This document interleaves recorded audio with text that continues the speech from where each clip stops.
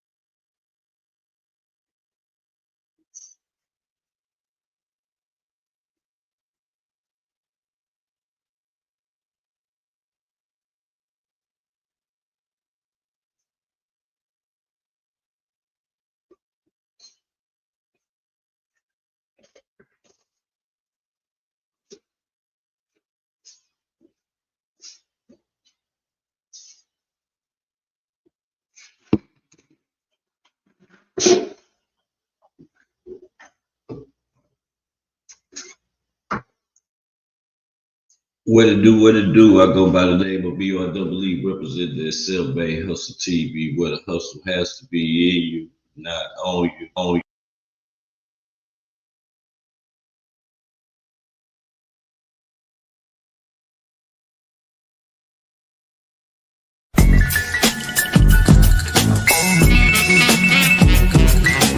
Self-made hustle.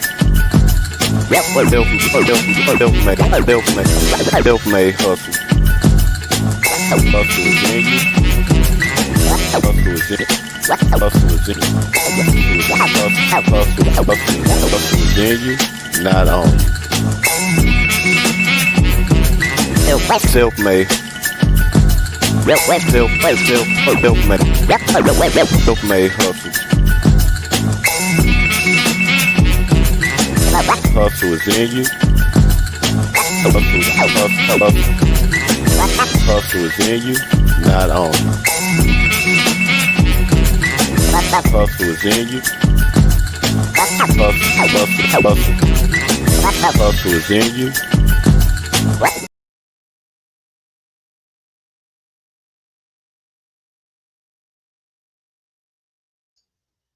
Make sure y'all hitting that like button for me. Make sure y'all hitting that like button. Good morning, good morning, good morning, good morning. We're gonna play a few jams, but then we're gonna get into the content, y'all. Yeah. You know, we say it's the world, baby. You know what we on that real shit. Yeah, look, let's go. Is you fucking or not? Cause girl, I like fucking a lot. Neiman Marcus, yeah, a nigga might fuck up a knot. Louis Vuitton, yeah, a nigga might fuck up a block. Oh, yeah. Catch me in Hermes, a nigga might fuck up a watch. Oh, your girl you got with you might fuck up your watch. Hater-proof vest for suckers that's taking them shots. Sex ain't nothing but the truth, no feelings involved. Ride nothing but them coops, no ceilings involved. It's you fucking night. It's you fucking night. I can see it in your eyes, he ain't fucking you right. Girl, I got what you like. It's you fucking tonight. Can't help but do to you. Know what I'm gonna do to you. You ain't gotta lie, baby girl, cause I know the truth. I can see it in your eyes, he ain't fucking you right. Girl, I got what you like. It's you fucking tonight. I be liking it fast, she be liking it slow. So we meet in the middle, yeah, you know how that go. She said, baby, I'm ready. I said, baby, I know. Then I asked, is it mine? She said, baby, for sure. She like the way I grind. You know she love my fresh. She said she feel it in her chest. I'm the fucking best. I said, well, fuck it, I'm the best then. Them busters out your phone, baby, fuck the rest then. Yeah, it's gotta be the best if we blazing. Give her that good D, like the Ravens. Make you wanna step back and just take your time. I ain't told you today, girl, goddamn, you fine. You say you do it good, I like it good, I want it good, so we gon' see. You want a nigga come through and hit it right, girl, you know to come to me. It's you fucking night. It's you fucking night. I can see it in your eyes, he ain't fucking you right. Girl, I got what you like. It's you fucking tonight. Can't help but do to you. Girl, what I'ma do. You ain't gotta lie, baby girl, cause I know the truth. I can see it in your eyes, he ain't fucking you right. Girl, I got what you like. It's you fucking the don't you know I like to. Every time you come around, so baby, won't you come and turn it up? Let a nigga put it down. Lay you on your back right there.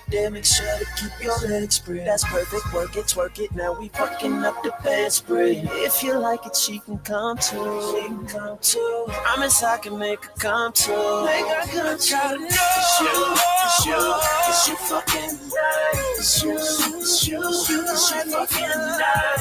I can see it in your eyes, you're fucking right. Girl, I got what you like. It's you fucking tonight. What I'm gonna do to you. You ain't gotta lie, baby girl, cause I know the truth. I can see it in your eyes, you ain't fucking right. Girl, I got what you like. It's you fucking tonight. Good morning, happy Thursday morning, man. Happy Thursday morning. One more jam, and we're gonna get into the content, man. That's how it's supposed to sound.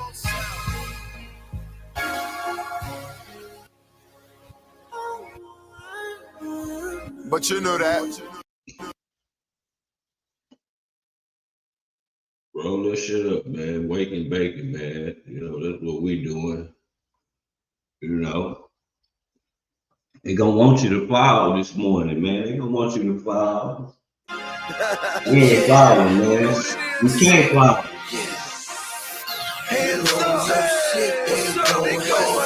Want you to follow, they say, wait. Gotta keep going, man. Look cannon. Hold you kids.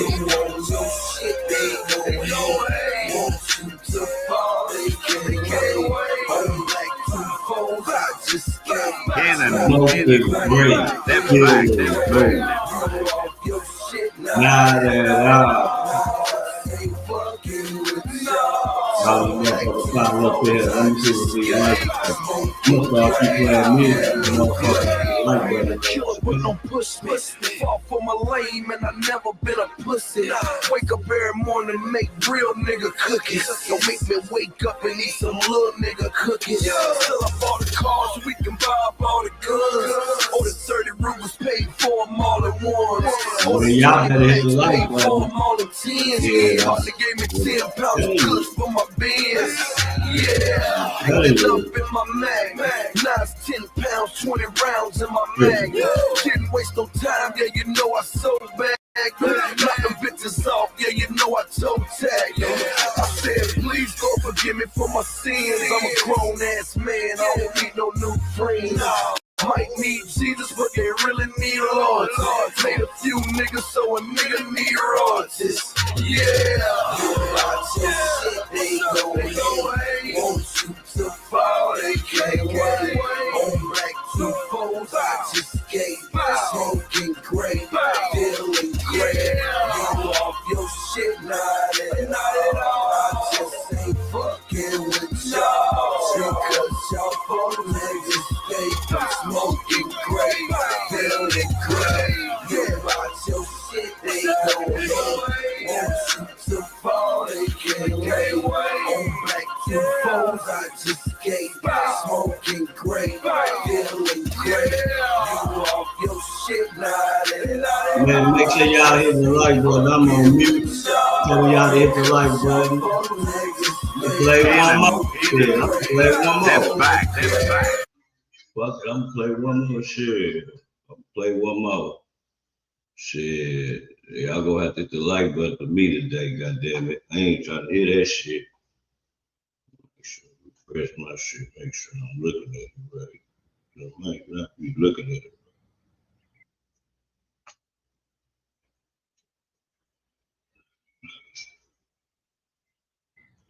One like y'all crazy. Y'all better hit that like button, man. Hit that goddamn like button. We're gonna play one more jam. Shit, one more.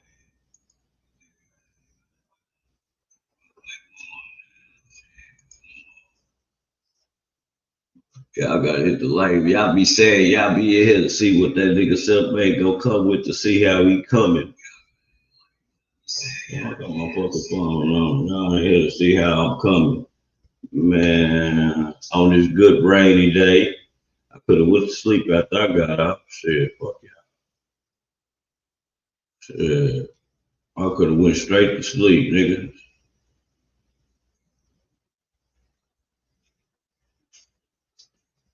Fuck it.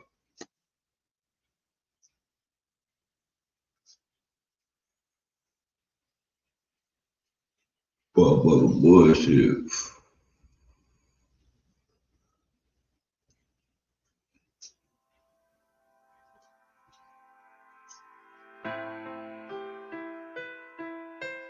I know some people used to say money change things. You used to say money change things. I'm here to tell you, money don't change every motherfucking thing. Don't change every motherfucking thing. Last 10 years. Been working twice a day. Woman on the kidney machine, she done lost all the weight. My auntie got AIDS, she started to lose her faith. My brother bike in prison, second time he going away.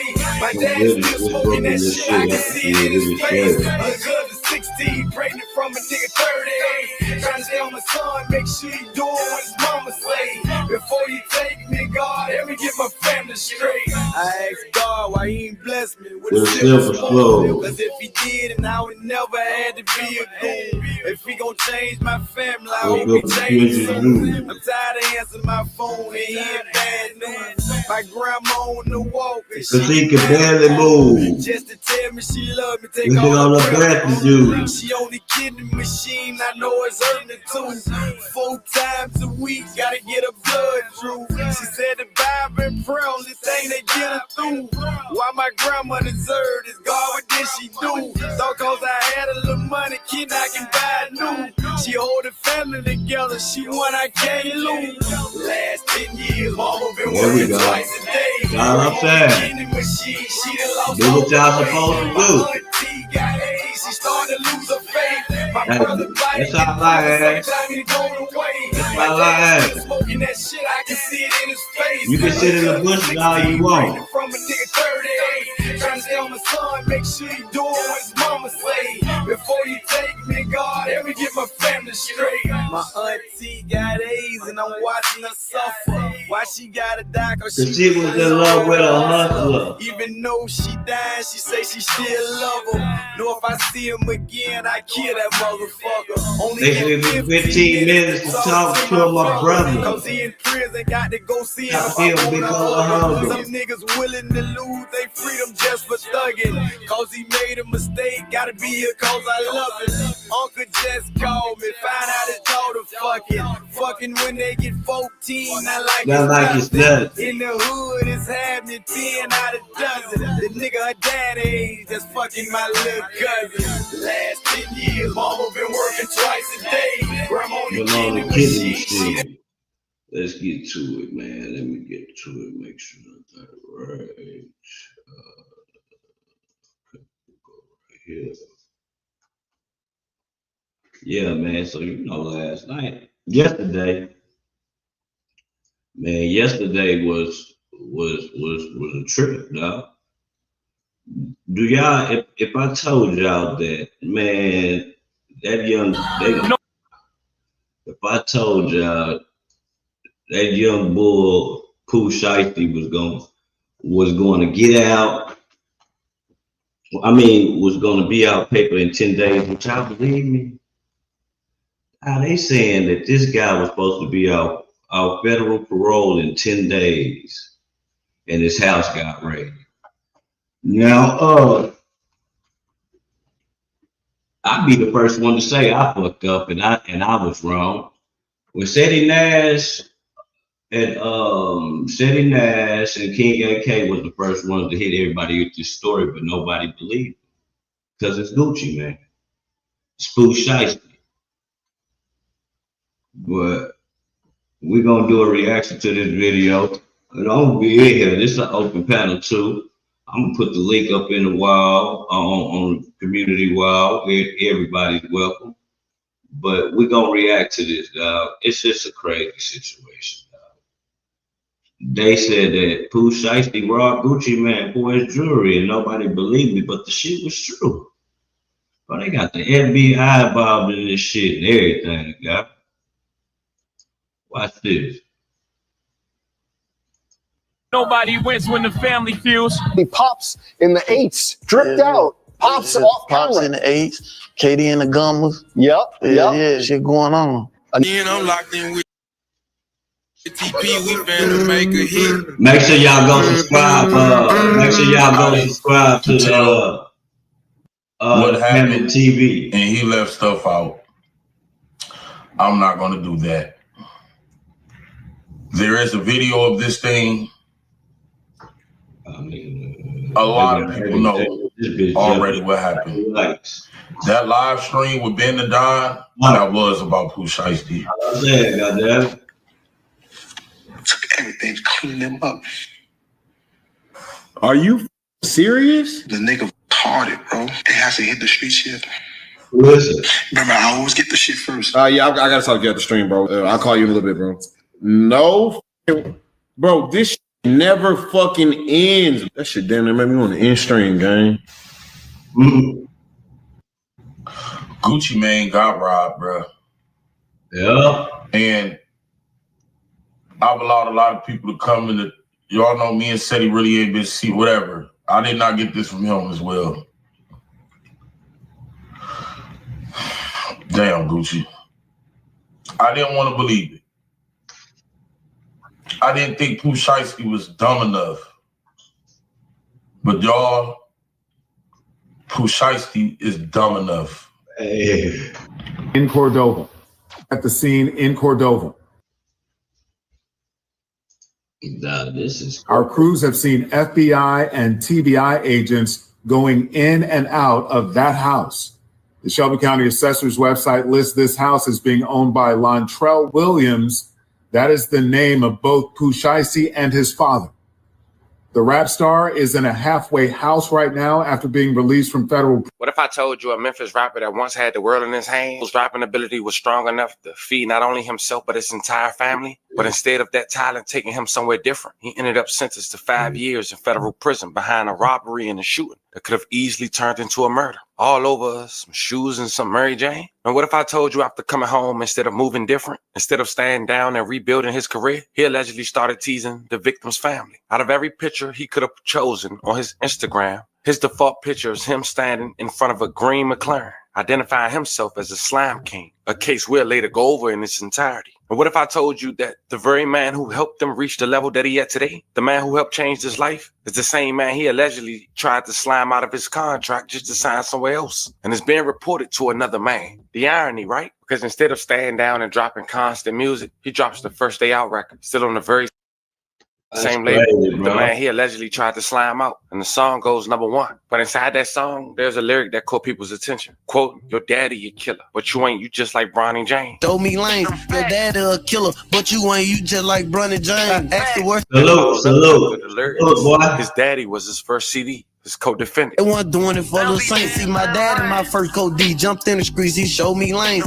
Meaning his father was the first person he ever caught a charge with. And according to reports, that same father was allegedly with him during a situation involving the CEO he reportedly tried to slime out. And as history shows, that's when that situation happened. It was actually a police officer connected to that CEO's security detail that got involved. Now fast forward to today, despite the hype, despite the #1 song, you still haven't dropped the full project. And now, as this halfway house period is reportedly coming to an end, local news report outlets within the last 24 hours have released footage showing federal agents outside a home reportedly owned by him and his father. And when you see something like that, people naturally start connecting the dots. 2 + 2 do equal 4. Because when the feds show up, it's usually not random. Now, originally, family, I was actually working on another completely different story out of Alabama involving 2 young brothers who were recently killed inside their vehicle. Reports saying an AK-47 was found in the car. As I started researching that case, I realized their mother had died in a similar situation just 2 years prior. While digging deeper into the story, I even came across someone allegedly claiming responsibility, turning a photo from the victim's girlfriend into a flyer and filming a music video at a graveyard, disrespecting the victim less than 24 hours after his death. But while I was gathering those details, I ended up seeing a new development involving Pooh Shiesty. And once you started seeing the pieces come together, it raises a lot of questions. Because like they say in Four Brothers, you keep knocking on the devil's door, sooner or later somebody gonna answer. So before we go over the Alabama story, I want to briefly go over this Pooh Shiesty story. But before we go over this one, I want you guys to remember, I don't give you no angle. I just give you the story. So with that being said, make sure you like, comment, make sure y'all hit the like button. Make sure y'all go subscribe. 4 years ago when I started this platform in 2022, we was trying to find a niche. And during that period, we was talking about rappers and their parents. People were intrigued on their stories. And one of those rappers was Pooh Shiesty. And after I was doing my research, of course, he was buzzing during that time, had a huge presence.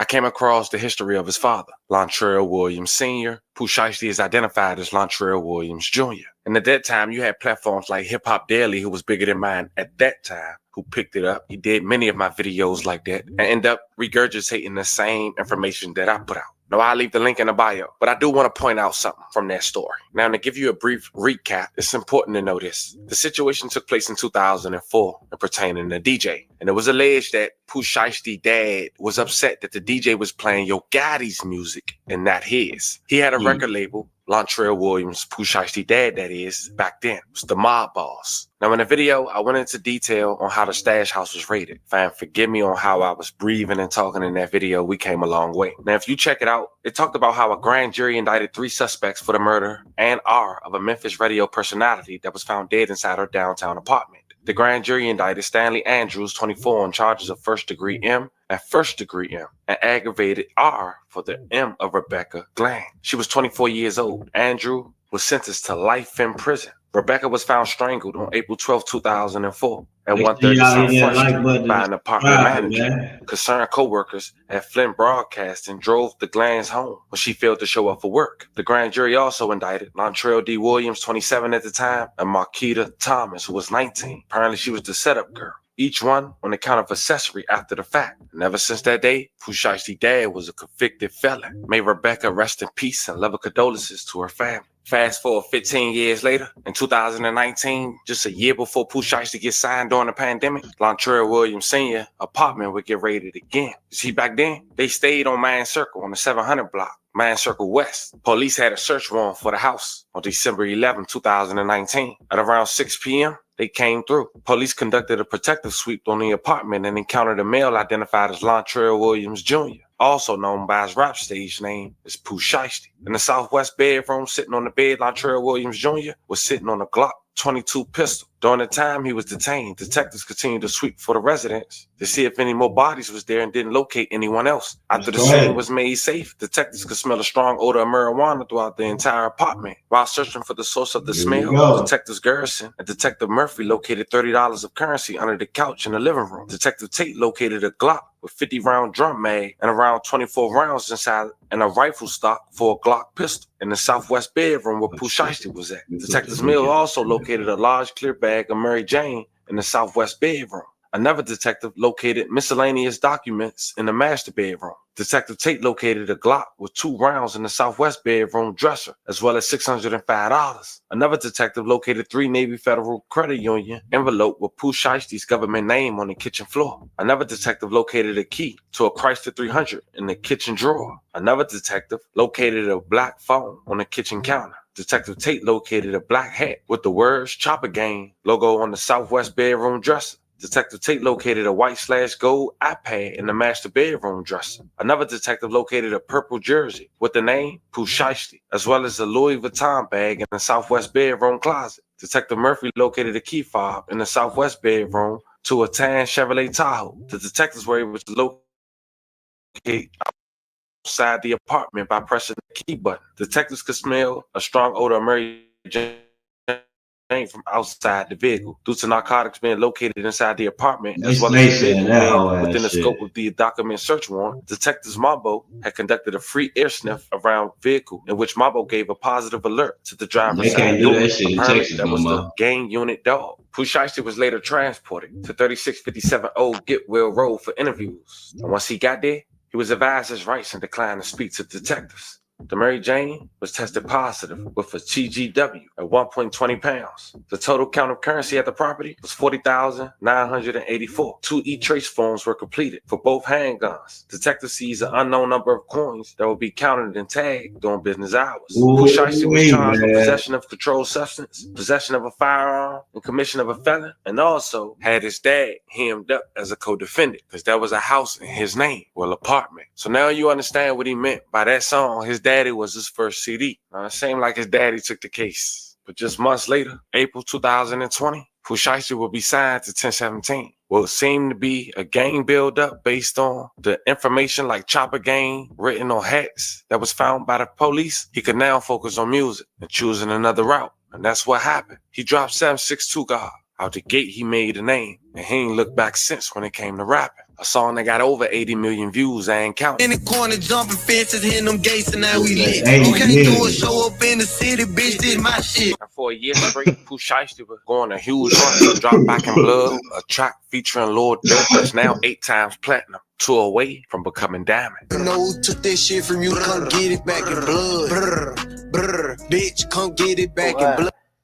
Back in Blood going 8 times platinum, like how I feel to have that accomplishment, like damn, it's just crazy because like 8 so close to, you know what I'm saying? This platinum, like that ain't being done every day. Like it's a lot of people from where we from that, you know, that go far, but this right there is like, you know, that's crazy. That's a big deal right there, and made a lot of people proud, you know what I'm saying? Like it still give hope, you know. I want something else that can be like 8 times platinum again. And it's crazy because how this song did, like we ain't expect it, but at the same time we knew this was the one. And I'm coming from police walking past, you know, big brother, Pooh Shiesty on really Shiesty, you know what I'm saying? Like it's just funny, like it's good. Like that was a big point in life. Right back. It's a hit right there. Back up I got a little dirt like from that video shoot, from the Back in Blood video shooter. It's like that nigga gonna be fucking right back in there, fucking around. Right back in there, bro. This what they allegedly say he got 10 days left on parole. My first time being in Chicago with him too. So how he move and like how he is around like his people and how they love him and you know how they do for him. I love that. Like A lot of people don't know like their side, you know what I'm saying? Like how it is with being like that deep in the trenches and the respect level is so high. It was no incidents involved, no altercations or none of that. And then we like 150 deep out here. We so deep out here, like it's crazy. So to see that on the love and how they showed me love, you know what I'm saying? How he treated me and kept me on his help and, you know, watch out. And, you know, it's just like, oh yeah, I mess with him like for sure. It's deep. I spoke to Dirk, but unfortunately it was like under the circumstances that where we couldn't really just talk like that, because in a minute he'll be able to talk more, you know what I'm saying?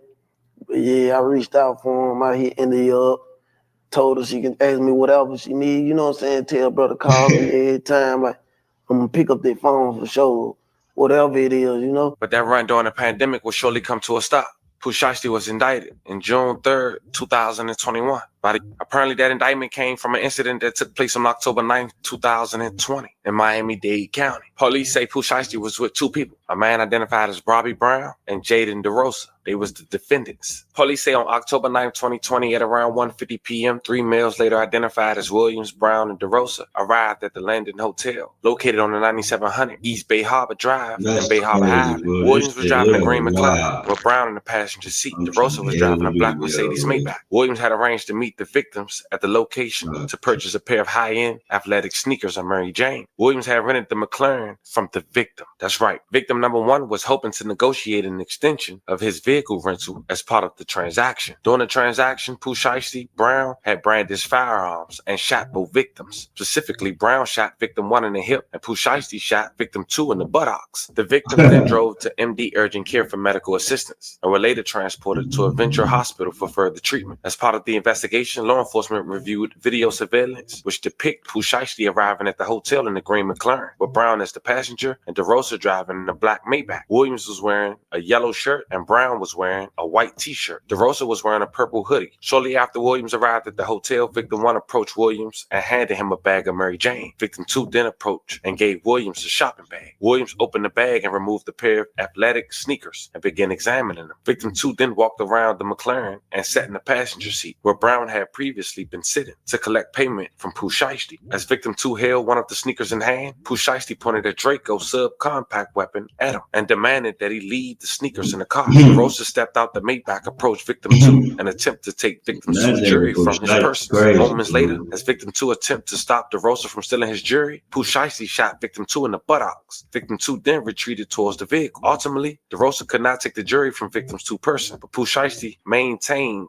the sneakers without paying for them. Victim two operates a shoe sale business that involved the shipment of products in interstate commerce. Pooh Shiesty never paid either victim for the shoes or Mary Jane. Moments after Williams shot victim two, Brown shot victim one in the hip. Video surveillance shows victim one fall to the ground in the area between the green McLaren and the victim's vehicle. Victim one then observed Williams point a Draco subcompact weapon at him and state in substance, quote, "Don't you try." Shortly after, Pooh Shiesty, DeRosa, and Brown returned to their respective vehicles and drove away. Williams never stepped out the driver's seat of the McLaren. The surveillance video captured a Louis Vuitton bag falling out the driver's seat of the McLaren. As Pooh Shiesty drove away after the shooting, law enforcement recovered the bag, which contained $40,912 in United States currency. The second time Pooh Shiesty had $40K took from him by the police. Pooh Shiesty publicly available Instagram account, Pooh Shiesty, contains photographs that depict him displaying several long rifles and a plethora of $100 bills before the robbery. One of the $100 bills from the picture displayed the full serial number on the bill, which police had identified and recovered on one of the $100 bills that was found in a Louis Vuitton bag. Law enforcement later identified DeRosa publicly by his Instagram, Dream Monta, where DeRosa is depicted holding a Draco firearm like the one used Pooh Shiesty during the shooting. After recovering video surveillance, law enforcement responded to a Venture Hospital to speak to the victim and present them with still photos from the video surveillance. Victim one stated that he was certain that the person driving the green McLaren was rapper Pooh Shiesty. Victim one said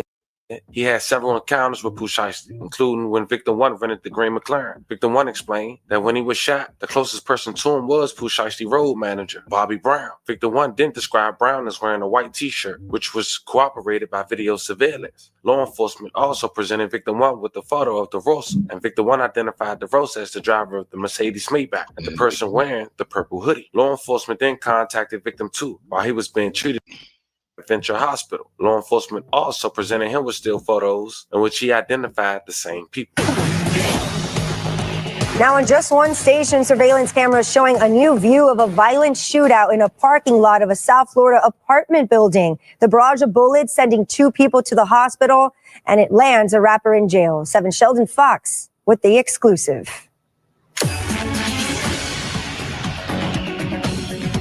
Broad daylight bullets. 2 hit, over $500,000 in exotic cars. All of it on surveillance video obtained exclusively by 7 News from October in ultra-quiet Bay Harbor Islands. I got that name because I'm fine. And it involves a recording artist, Pooh Shiesty, except unlike this clip, what happened here was no music video. The footage shows a McLaren sports car, Mercedes Maybach, and another Mercedes pull into this East Bay Harbor Drive condo parking lot. Men from the vehicles eventually get out and meet, and then this. The man in the white shirt has a pistol. The man in the black sweatshirt. I know y'all like, why you looking down like that? I'm looking down because I'm looking at my phone because I can't see the video because you gotta go back and forth through the screen. You can do it on here, but I don't feel like doing that because I haven't seen it, so I be wanting to see the video. I haven't seen this yet. Shirt has a longer gun, and at about the same time, they begin firing before retreating back to the Maybach.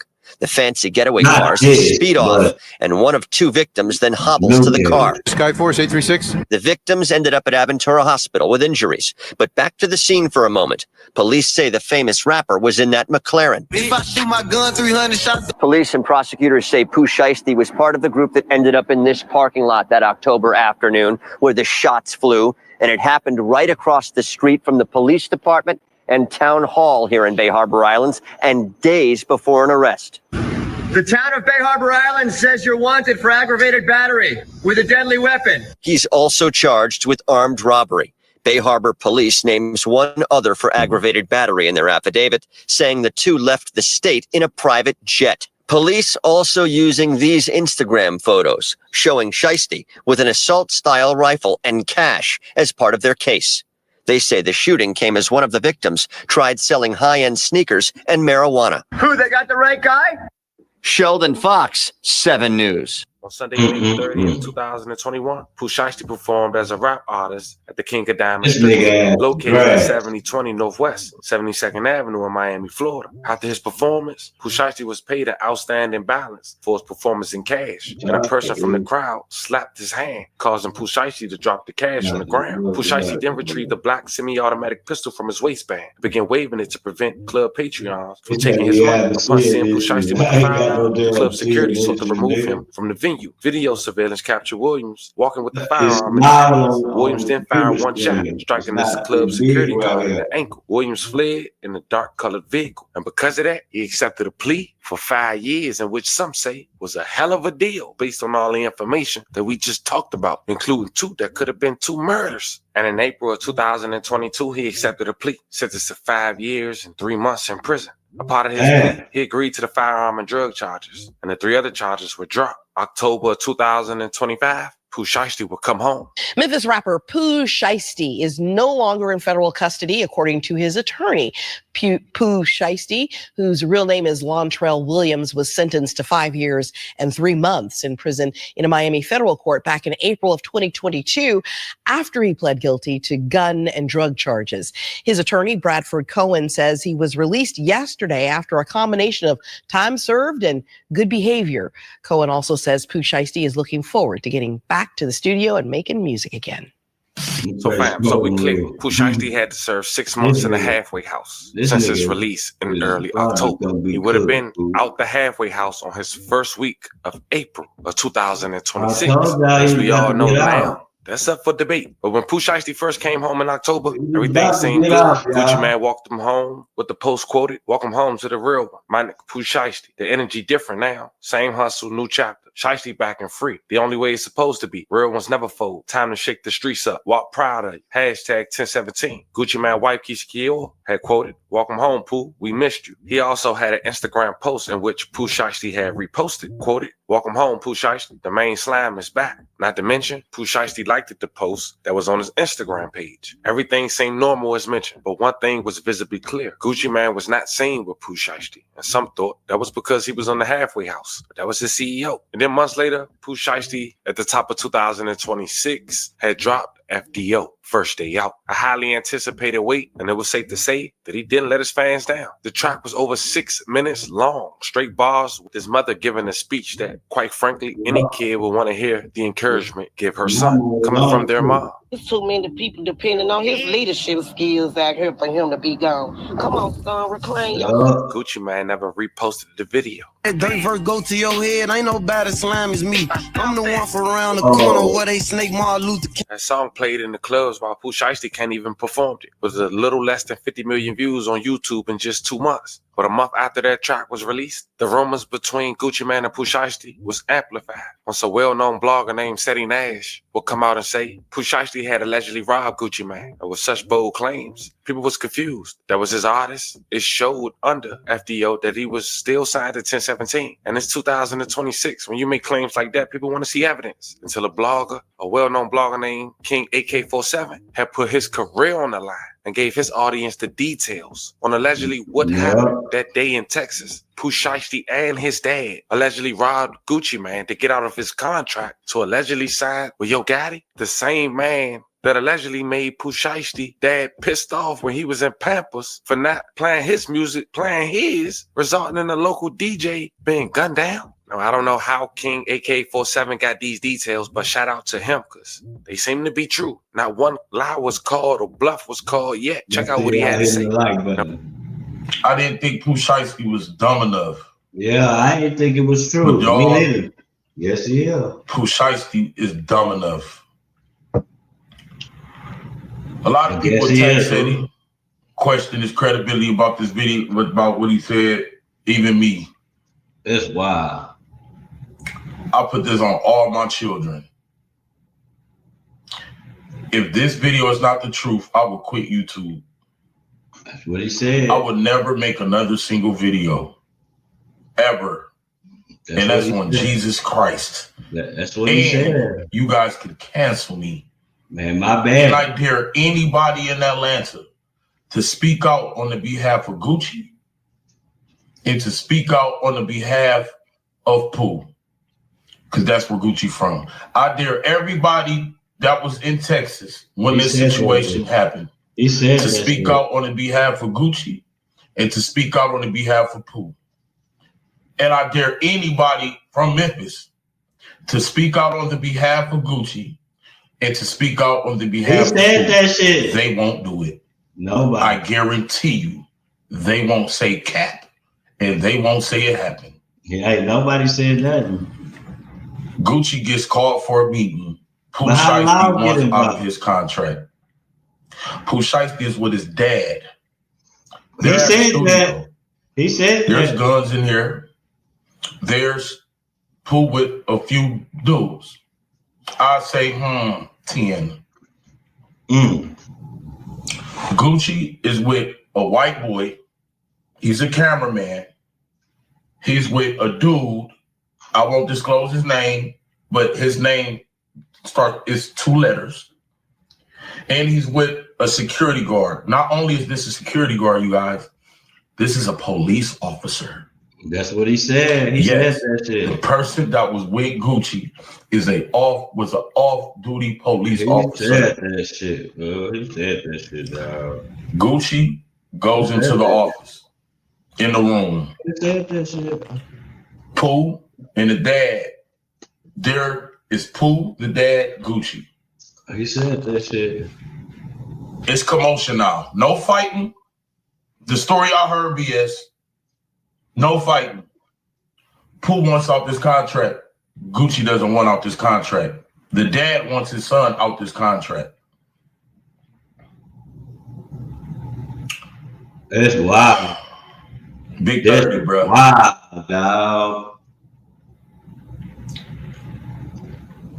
Whoa. People hear the commotion. Some dudes come in. Big 30 closes the door behind them. Hey, this is what he said. They robbed Gucci for a wedding band.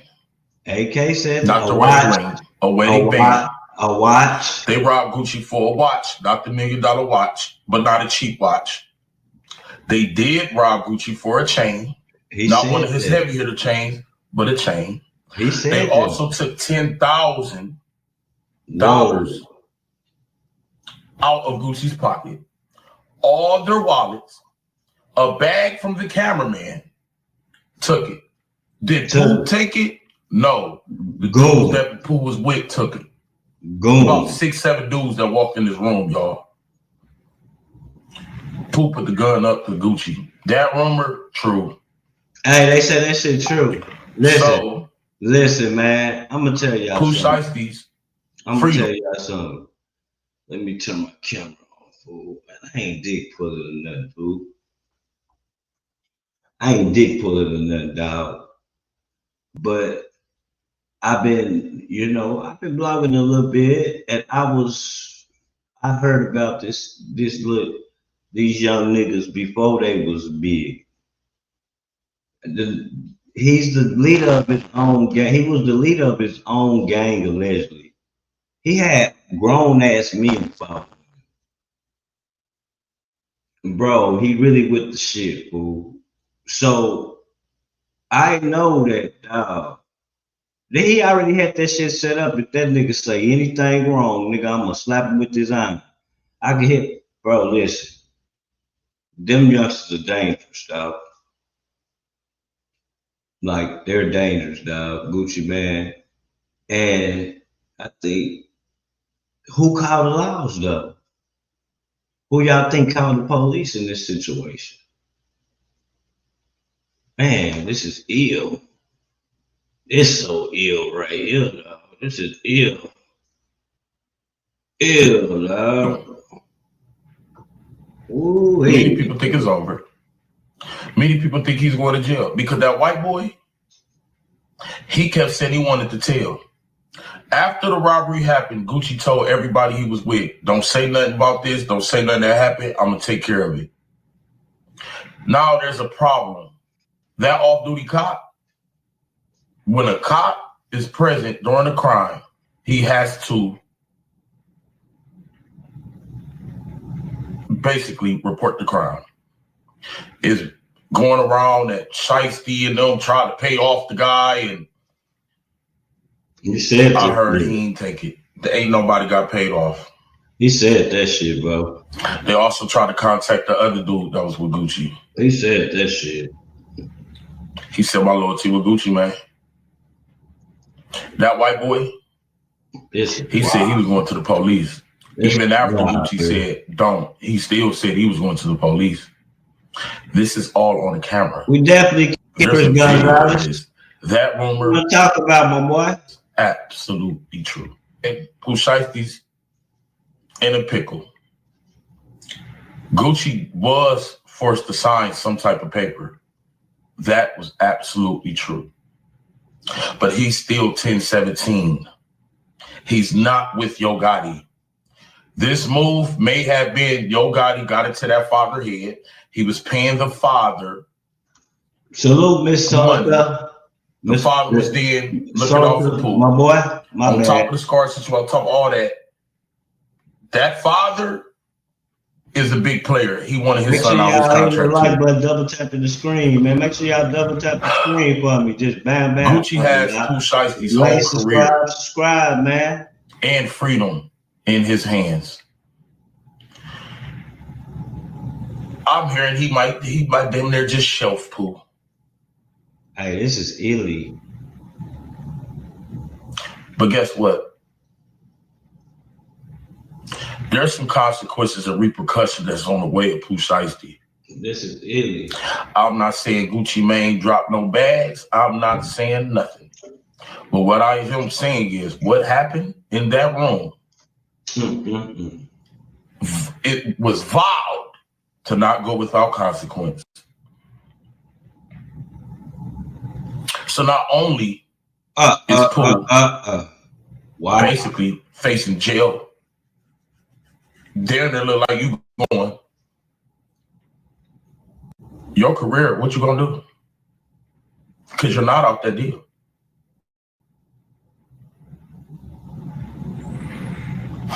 The house arrest thing. Is the date on now? Pooh not in. He's not. I mean, not the house arrest. The home. The halfway house. Y'all know why Pooh in the halfway house? Hey Pooh, I will quit my YouTube career if you come out and say I'm lying. This was like anybody. This was 2 months ago. The video was 2 months ago. I told y'all. Many of his cars. I forgot what he said. It's been so long ago. He didn't buy none of those cars. I think this.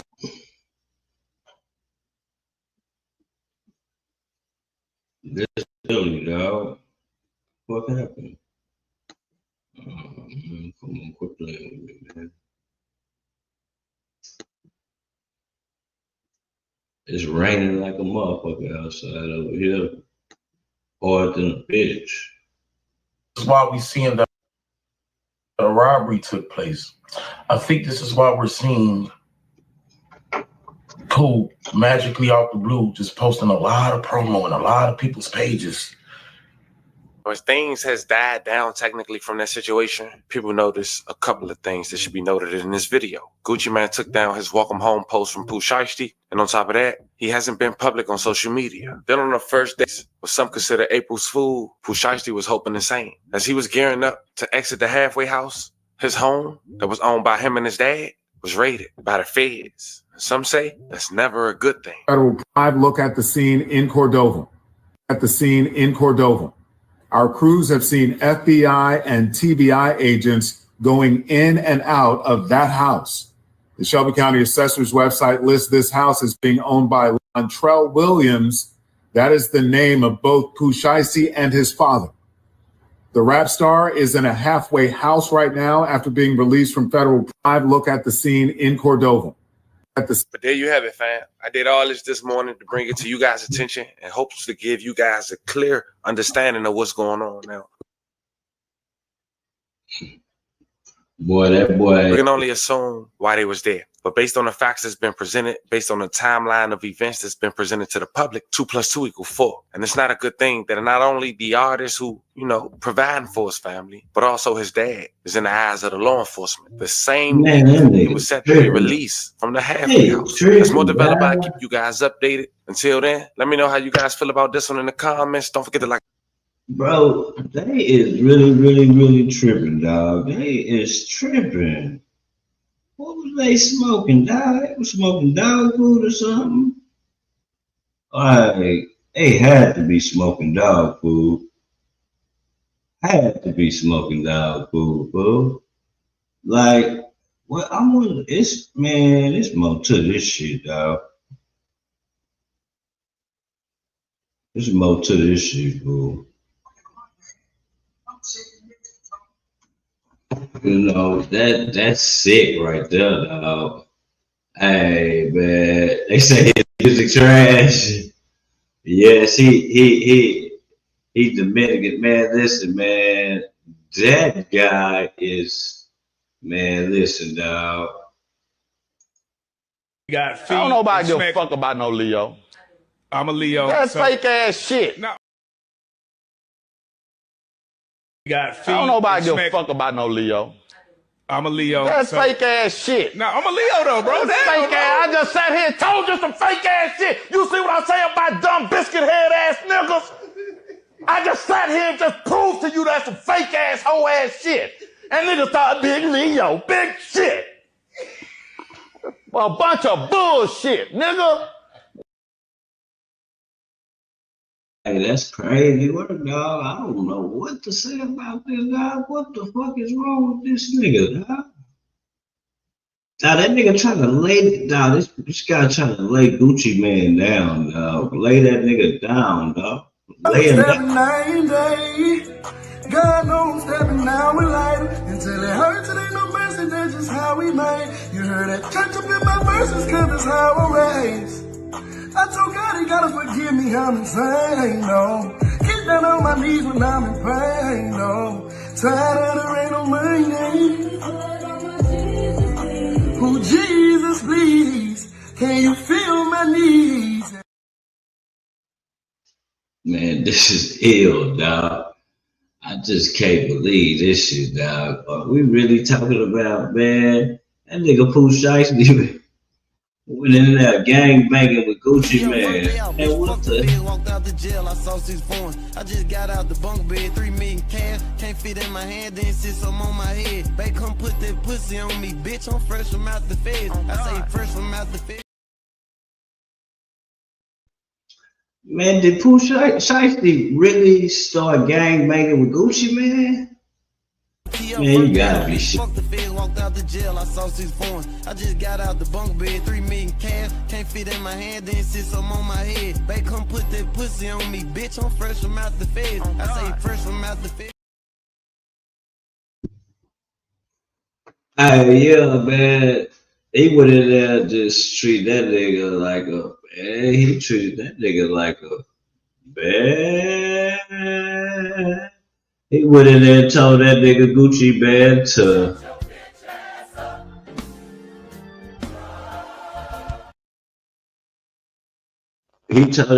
shut your bitch ass up. And this nigga King AK said that, man, that nigga pointed the gun at that nigga. Why would he say that shit?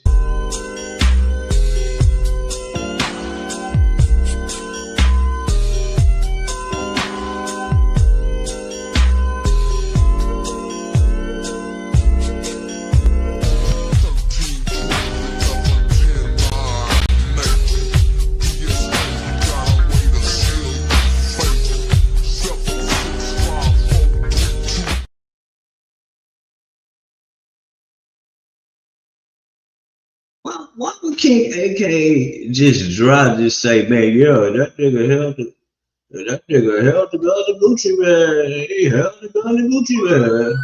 I'm like,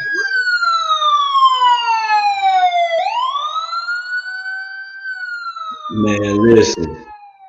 Somebody is going to jail.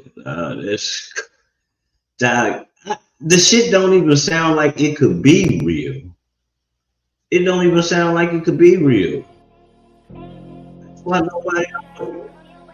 Y'all like, man, this ain't real. This can't be real, fool. This Gucci Man. What you mean? We talking about the trapper's trapper. This shit is sick. Man, I ain't going nowhere yet. I'm trying to figure out which angle we should go now. Man, what's like? I'm gonna take y'all down now, man. I don't know. I don't feel like leaving yet. I'm sleepy than a motherfucker, but I'm out, shit. So I can go to sleep when I die. Hope all y'all having a valuable day. Fuck, have a good day. We gonna have a valuable day. It's gonna be valuable for us. You know what I'm saying? We passed the good. We gonna have us a valuable day. Hey y'all, a valuable day. I ain't going nowhere. I'm trying to see how we can go. This shit crazy, dog. I don't know what to say. I just don't know what to say, dog. I'm like, dog, this shit is like unfucking real. Unfucking real, bro. The fuck happened? Unfucking real, bro.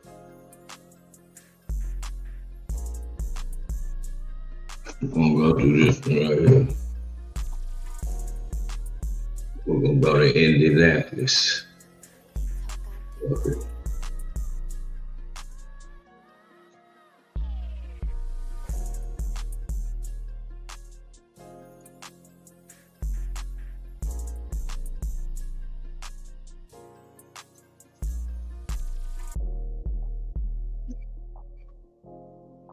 Y'all wake your ass up, pull up your Nobody wins when the family feels, but my roll that shit up. Gunshots were fired. We need to roll me another one.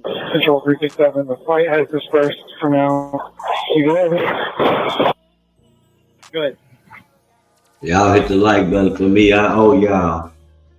I feel like I owe y'all. Now y'all hit the like button for me. And there was a frantic scene you can see, and a frantic scene you just heard right there. And also from this video on your screen,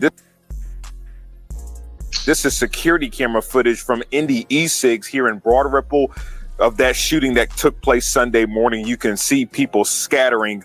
5 o'clock on 13 News with breaking news. It was just in the last hour that we heard from a jury here in Marion County, finding Kara Hines guilty of multiple charges. First, that involved the juvenile victim. Unfortunately, investigators admit My bad, I can't see the message, y'all. My bad, dog. Right now has not been forthcoming. Officials saying somebody was taken to Community Hospital East Salute with gunshots. to It was y'all, about man. 2 o'clock this morning. A person died shortly after arriving to the hospital. talk about whatever y'all down It to just talk seems about, like man. I failed, and I tried, but I just feel like I failed. 3 years after speaking to Tasha Morris about Anthony's death, another son, 19-year-old Demiris Kerr, died after being shot and dropped off at Community East Hospital in October 2020. In addition to losing 3 sons to violence, in September 2015, a drive-by shooting at a home in Butler, Tarkington, claimed the life of Morris's 10-year-old nephew, Deshaun Swanson. Imagine losing 1 child, then 2. Then 3, not in 1 tragic incident, and not even 2, but on 3 separate occasions, all due to gun violence. And in every single case, there was no justice, at least not in the courtroom. Maybe the streets handled it, or maybe not. Now, you already know how society works. Some people will say, that's karma. Others will say, that's heartbreaking. But either way, people start asking questions. They start looking at the parents, the environment, the upbringing, trying to find out what was the common denominator. Well, I guess you can try to do the same for this video, fam. That's for you to decide based on the facts we present. Because just this past week, another young man lost his life. A man who already had lost 2 brothers the same way. And his mother, who has already spoken out before on 2 separate news clips for 2 different sons. On the third, I guess it's like baseball. 3 strikes, you out. This time she didn't even want to show her face. After everything she's been through, you can almost understand why. But now the internet is split. Some people are mourning, some people are blaming. Some are even joking. Some say there were bodies put on him. And that right there is where the line between reality and disrespect gets blurred. So today, we're gonna break down this the right way. No assumptions, no bias, just the facts and what could possibly lead one family to experience this much loss. But before we go over this one, I want you guys to remember, I won't give you no angle. I just give you the story. So with that being said, make sure you like, comment, and subscribe. We're gonna jump right to it. Sister will lose her 10-year-old son in a drive-by while paying their respects at a memorial service. The little boy was identified as Deshaun Swanson, 10 years old as mentioned. On September 19, 2015, Swanson and his family attended a memorial service at a home in the 3900 block of Graceland Avenue in the Butler, Turkington neighborhood. The FBI said as Swanson and his family arrived at the home, someone opened fire at the house in a drive-by shooting. According to the FBI, who released the $25,000 reward 5 years later, Swanson was known as Little Man. The 4th grader dreamed of being a basketball player. The FBI said the shots fired at the home came from the front and rear seat passengers in a newer model at the time, silver/gray vehicle with window tint. The vehicle was seen slowly driving by the house multiple times. May Swanson rest in peace and love condolences to his family.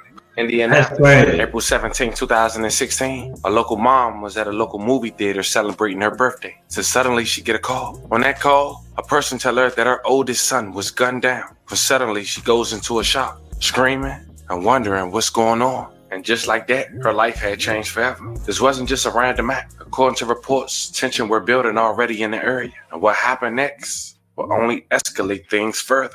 You see, on April 17, 2016, a group of people had surrounded 18-year-old Anthony Morris as he shopped at a convenience store on the city's north side. An affidavit alleged that the perpetrators yelled 5 shots and forced them from the store before they hit Morris with the fatal shot outside the food mart, which left him in a puddle of blood on the ground.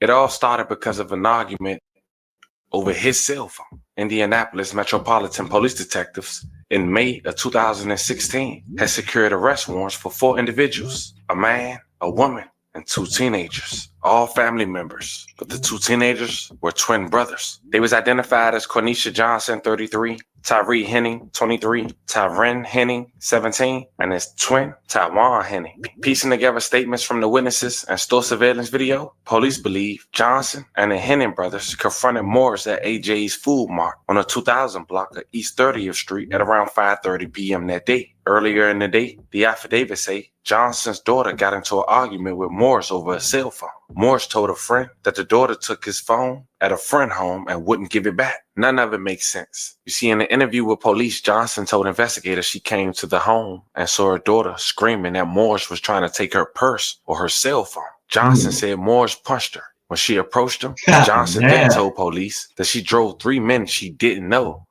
to the convenience store to find Morris. She said she remained in the car while the men went inside. She reported she heard gunshots. 2 customers in the store told police they hid when they saw the beginning of a brawl. The customers told police they heard a woman's voice shout, "You thought you were getting away with hitting me?" before hearing 3 gunshots, assuming that's Johnson's daughter.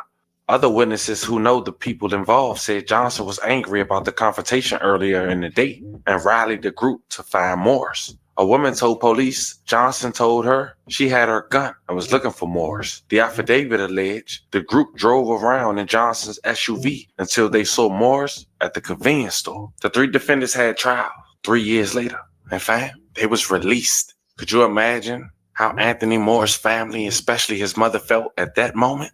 But some say justice might come in another form or fashion. But like anything else in the streets, if justice is not taking place in the court of law, it's a repeated pattern, a never-ending cycle, and bodies will drop soon after. Now, before we talk about what bodies drop immediately after they release, let's talk about the 3 defendants who came home after 3 years with the murder charge. Now, Cornisha Johnson, she home. She cooperated. She never went to trial.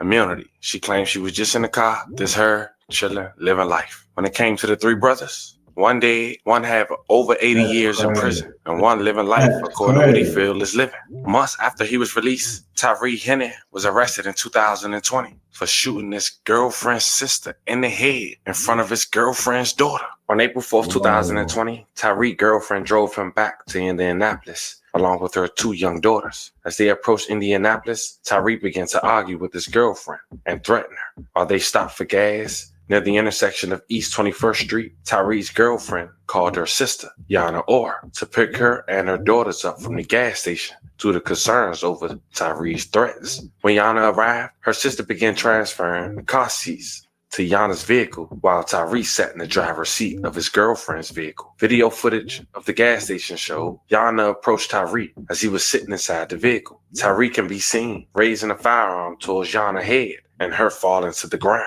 Tyree drove away from the scene while his girlfriend, 1-year-old, was still in the back seat. Tyree crashed the vehicle into several cars less than a mile away from the shooting. According to witnesses, Tyree fled on foot after the crash, leaving the 1-year-old in the back seat. Thank God that 1-year-old has survived. Tyree was later apprehended, and he was sentenced in September of 2020 to 84 plus years. When it came to Tyree's little brother, Taiwan, one half of the twins, he was killed 3 years later on June 25th, 2023. He was one of 3 people killed that day in a neighborhood called Broad Ripple. A woman was later arrested and sentenced to 113 years. This morning, we are learning more on the moments leading up to a deadly shooting in Broad Ripple. Yeah, police say that 3 people now were killed. Another one is still recovering.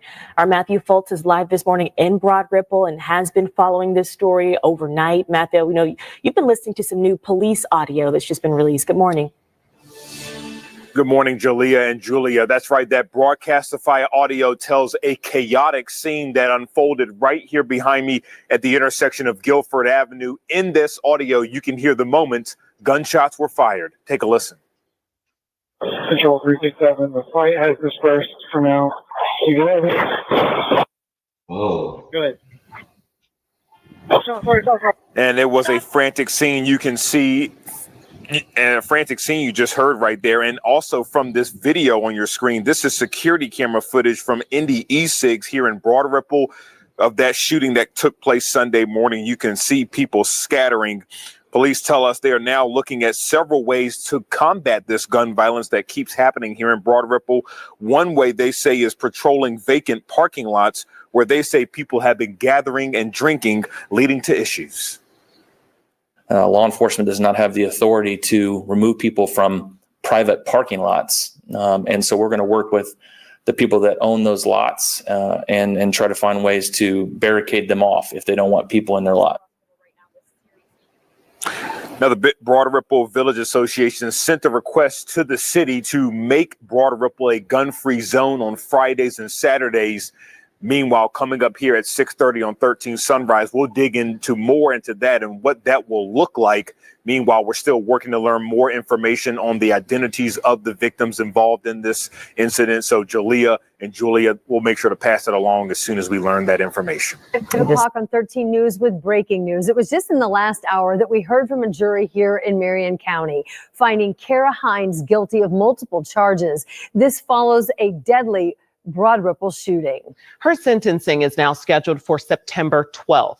Police say in June of 23, she shot 4 people in Broad Ripple: Tywayne Henning, Kalia Prier, and Christopher Lee Wilson Jr. They all died and a 4th person was hurt. Attorneys for Hines claim that shooting was self-defense during the closing arguments today. And she allegedly told investigators that she was punched in the back of the head moments before that shooting took place. Prosecutors said that was not the case. Hines faces 45 to 65 years in prison for each count of murder the jury found her guilty of today. Hines was sentenced to 113 years in prison. And just so we all on track, fam, when it comes to the demise of Anthony Morris and his perpetrators, Tyree, the oldest, he arrested for murder, killing his girlfriend's sister while her 1-year-old daughter was in the backseat. When it comes to Taiwan, he was one of 3 killed by a female just 3 years after his release. When it comes to his twin brother, he's out.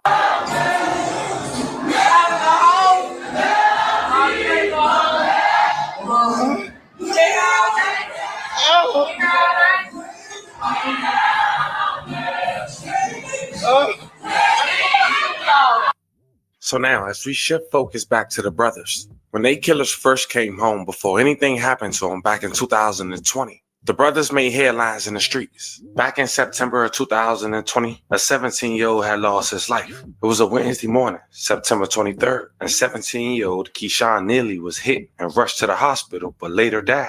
He was at his apartment complex along Franklin Road. To this day, police say they didn't have a motive for the shooting, but it was multiple people who seen it. Investigators admit they needed the public's help to solve the case, which they continue to say is not so forthcoming.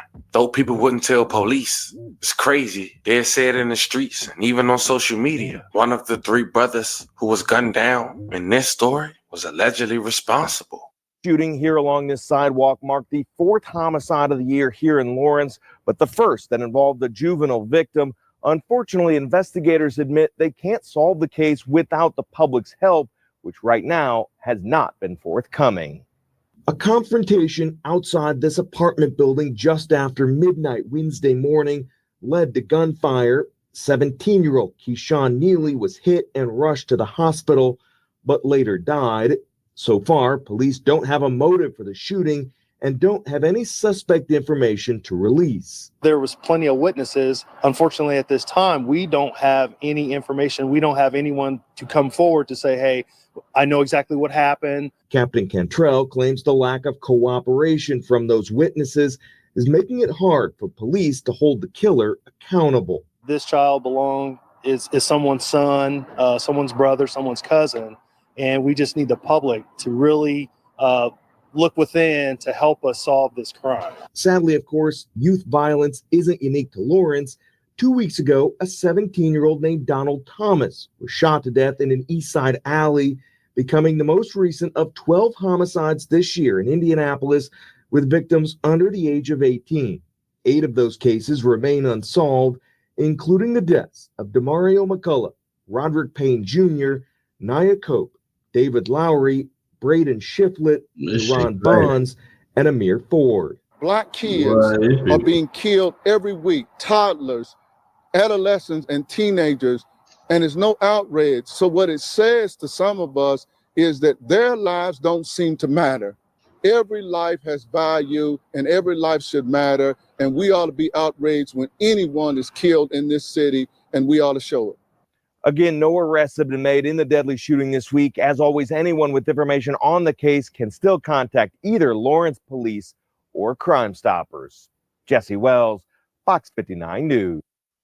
But just 3 weeks later, the second brother would lose his life on October 6, 2020, just a week before his birthday. 4 years after his older brother was killed, the murder occurred. And while many people assumed it was due to gun violence, maybe it's so, but according to what police has released, it was from his own doing. October 6, 2020, at around 12:34 a.m., officers were called to a hospital on reports of a wounded person who was dropped off at Community Hospital East. It appeared he had an apparent gunshot, which according to authorities was self-inflicted. May he rest in peace, and love and condolences to his family.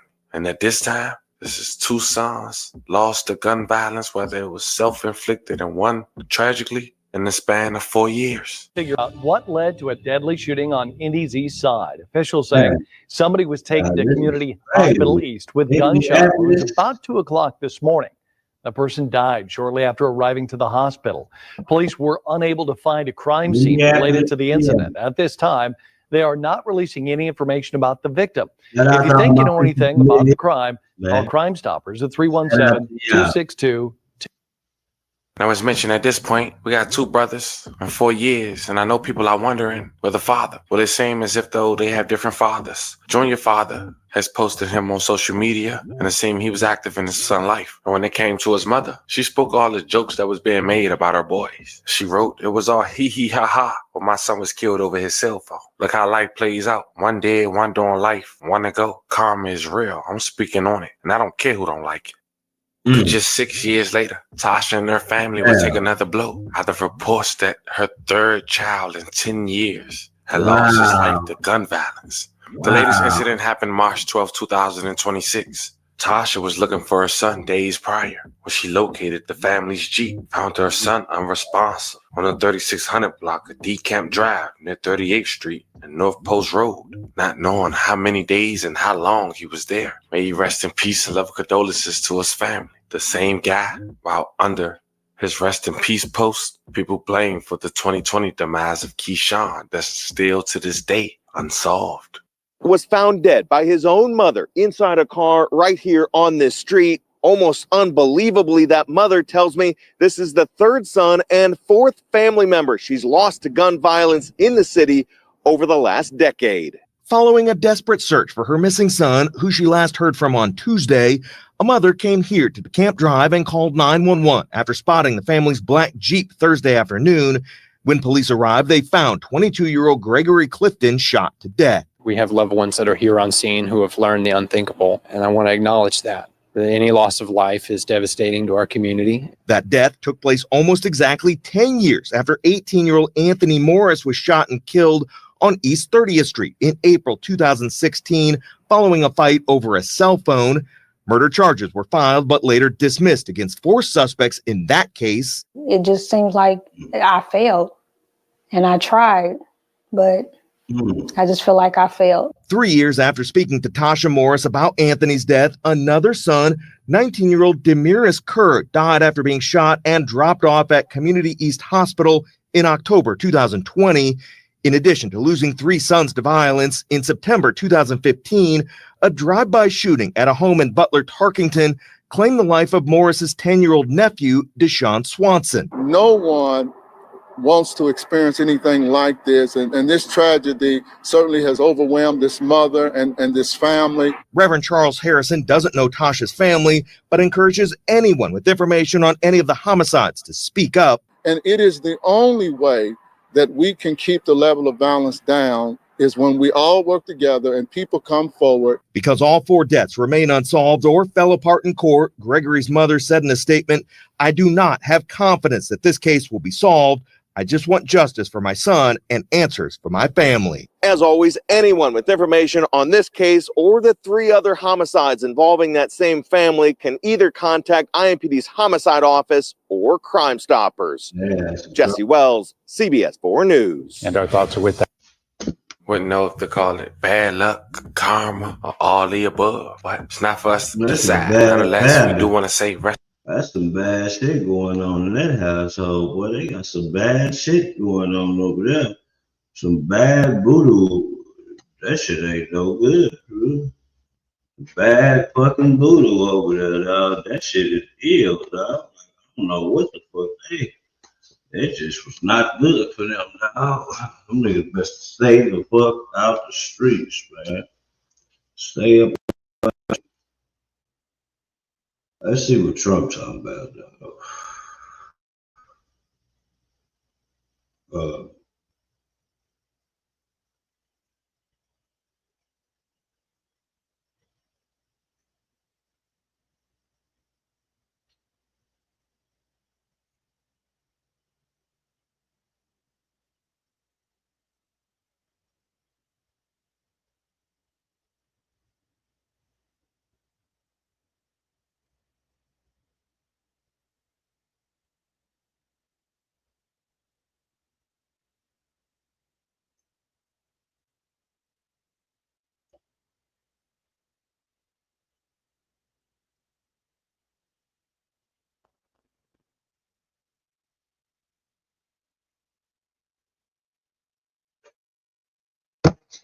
We're gonna jump into this real fast. I see y'all in there. I see y'all. Salute. Salute. Salute, y'all. Salute. We're gonna get into this. We're gonna put him up here with his bitch head.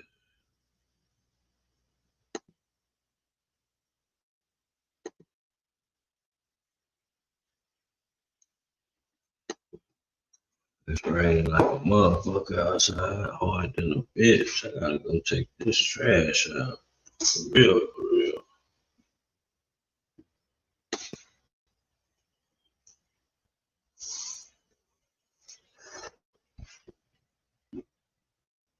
What he had to say.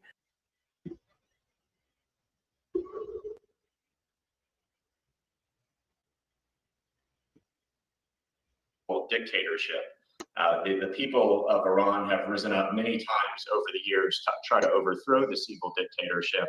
And what they do instead is murder their own civilians, including up to maybe 30,000 of their own citizens they murdered in December and January, just a few months ago. So he doesn't speak for the Iranian people. The Iranian people were in the streets cheering when Iran's supreme leader was killed on the first day of this war. So he's speaking for himself and a few of the corrupt regime elites around him, not for the Iranian people. And then in terms of the threat, that's also not true. Iran has posed a threat to the United States, and it's made no secret of that. Since the 1979 revolution, Iran has said that its founding purpose is resistance to the West. They call the United States the great Satan. They call Israel the little Satan. Going back to what I said a few minutes ago, the nuclear program, the missile program, their support for terrorism, trying to kill Americans right now. Another example, I teach at Georgetown University. The Iranians tried to blow up a popular Italian restaurant in Georgetown a few years ago. So this is an evil and very threatening regime. One of the other things that the president has indicated he is going to talk about tonight is a critique of NATO and its what he sees as lack of support in this war effort and a potential U.S. withdrawal from NATO. Well, on one hand, I understand Trump's frustrations. On the other hand, NATO is a major asset for the United States, and I'm confident that President Trump understands that, and the alliance will remain strong. So first, on his frustrations, he asked European allies to come help in the Middle East, and they were reluctant to do that. I think for understandable reasons, but Trump was frustrated with that. And then also there have been issues over the years with our NATO allies spending enough and so on. But ultimately, this is a strong alliance. I was actually at the NATO summit in The Hague last summer, and it was almost sweet at the press conference. President Trump said NATO is not a ripoff.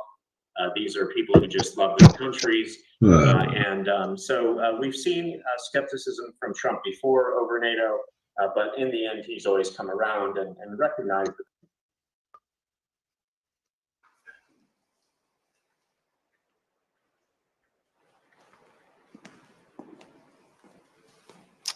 Thank you very much.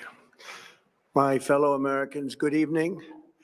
Let me begin by congratulating the team at NASA and our brave astronauts on the successful launch of Artemis II. It was quite something. It will be traveling further than any manned rocket has ever flown and will very substantially pass the moon, go around it, and come back home from a distance that has never been done before. It's amazing. They are on the way, and God bless them. These are brave people. We want to God bless those four. Thank you, Max. Damn, I didn't even see that. Thank you, Max. This evening, it's been The link on the wall if you want to come up. The States military began I ain't going nowhere probably like another hour or something. targeting the world's #1 state sponsor of Them terror. motherfuckers hit the like button, shit. In these past 4 weeks, our armed forces have delivered swift, decisive, overwhelming victories on the battlefield. Victories like few people have ever seen before. Tonight, Iran's Navy is gone. Their Air Force is in ruins. Their leaders, most of them, terrorist regime they led, are now dead. I swear I didn't see Command that and control shit. That's of why the I gotta have my phone. You can't see that shit on StreamYard. being decimated as we speak. Their ability to launch missiles and drones is dramatically curtailed, and their weapons, factories, and rocket launchers are being blown to pieces. Very few of them left. Never in the history of warfare has an enemy suffered such clear and devastating large-scale losses in a matter of weeks. Our enemies are losing in America, as it has been for 5 years under my presidency, is winning, and now winning bigger than ever before. Before discussing this current situation, I also want to thank our troops for the masterful job they did in taking the country of Venezuela in a matter of minutes.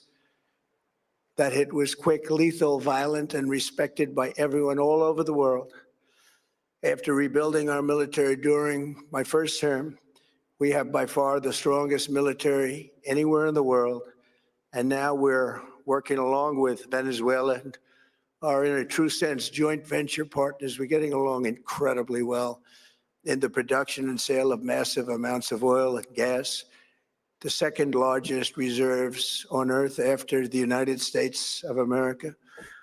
We're now totally independent of the Middle East, and yet we are there to help. We don't have to be there. We don't need their oil. We don't need anything they have, but we're there to help our allies. Tonight, I want to provide an update on the tremendous progress our warriors have made in Iran and discuss why Operation Epic Fury is necessary for the safety of America and the security of the free world. From the very first day I announced my campaign for president in 2015, I have vowed that I would never allow Iran to have a nuclear weapon. This fanatical regime has been chanting death to America, death to Israel for 47 years. Their proxies were behind the murder of 241 Americans in the Marine barracks bombing in Beirut, the slaughter of hundreds of our service members with roadside bombs. They were involved in the attack on the USS Cole, and they carried out the countless other heinous acts, including the just horrible, bloody Thank you, Max. atrocities I didn't even see it. I can't see that on my StreamYard. I don't see that that most shit on people my have phone. never seen anything like it. This murderous regime also recently killed 45,000 of their own people who were protesting in Salute to Iran. y'all. 45,000 dead. For these terrorists to have nuclear weapons would be an intolerable threat. The most violent and thuggish regime on earth would be free to carry out their campaigns of terror, coercion, conquest, and mass murder from behind a nuclear shield. I will never let that happen. and neither should any of our past presidents. This situation has been going on for 47 years and should have been handled long before I arrived in office. I did many things during my 2 terms in office to stop the quest for nuclear weapons by Iran first, and perhaps most importantly, I killed General Qasem Soleimani in my first term. He was an evil genius, brilliant person, a horrible human being, however, the father of the roadside bomb, and he lived just horrible what he did. Iran would have been perhaps in far better, stronger position. Had he lived, we would have had probably a different conversation tonight. But you know what? We'd still be winning and winning big. And then very importantly, I terminated Barack Hussein Obama's Iran nuclear deal, a disaster. Obama gave them $1.7 billion in cash, green cash, took it out of banks from Virginia, D.C., and Maryland, all the cash they had, flew it by airplanes in an attempt to buy their respect and loyalty, but it didn't work. They laughed at our president and went on with their mission to have a nuclear bomb.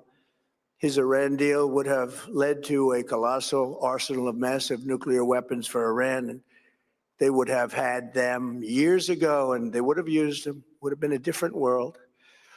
There would have been no Middle East and no Israel right now, in my opinion, the opinion of a lot of great experts, had I not terminated that terrible deal. And I was so honored to do it. I was so proud to do it. It was so bad right from the beginning.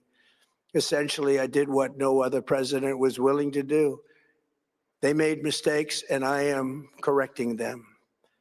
My first preference was always the path of diplomacy, yet the regime continued their relentless quest for nuclear weapons and rejected every attempt at an agreement.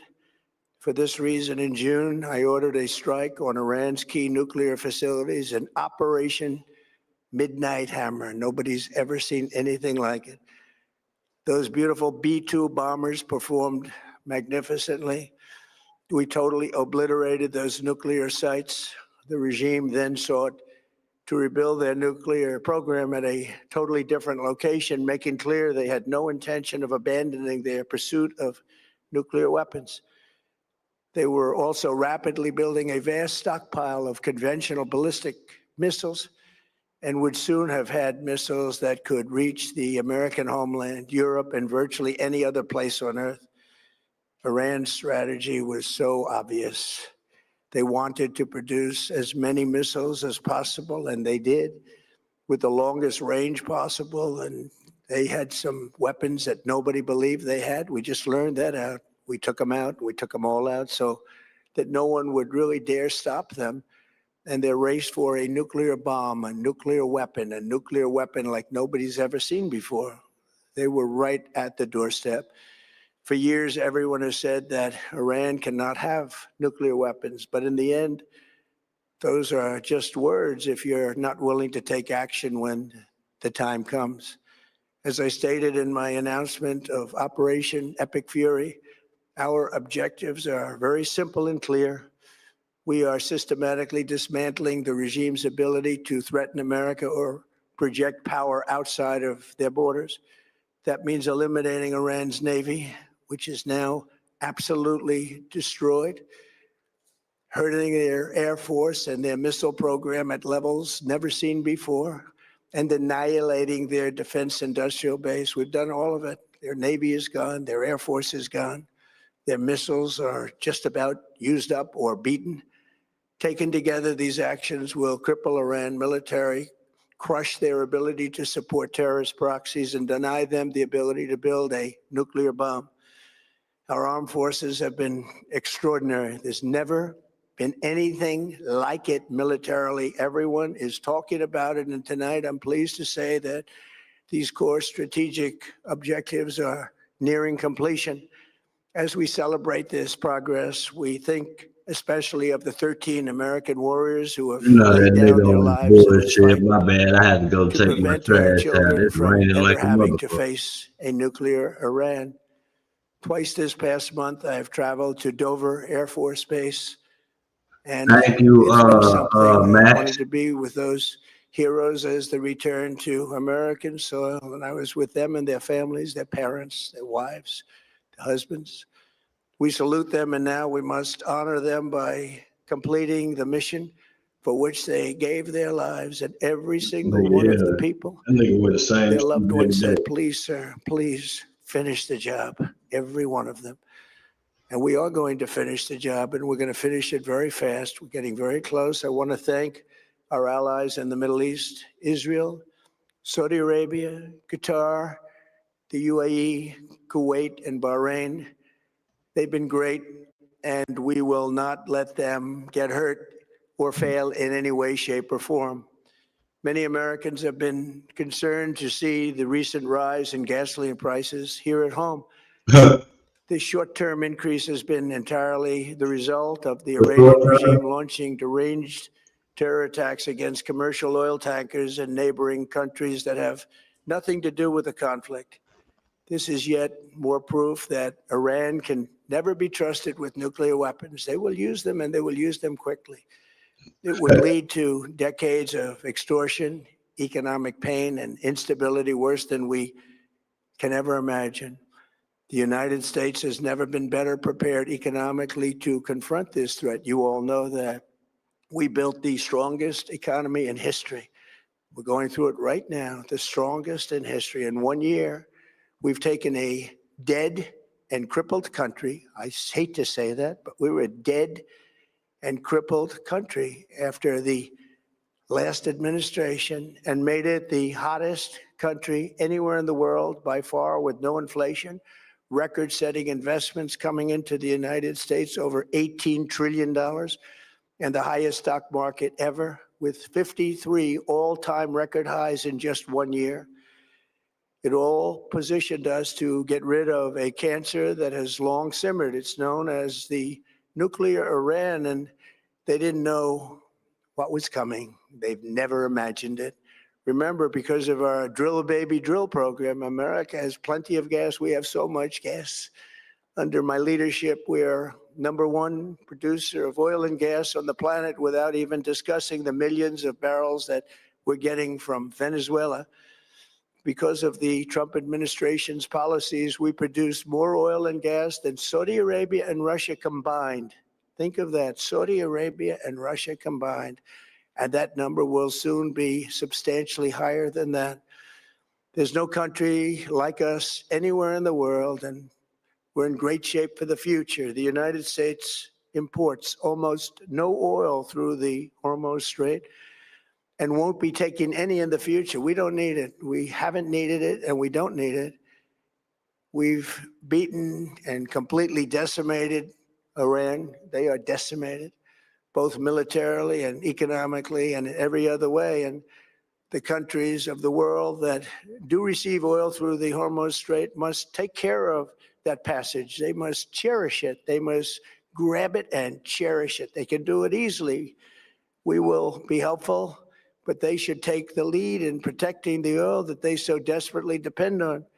So to those countries that can't get fuel, many of which refuse to get involved in the decapitation of Iran, we had to do it ourselves.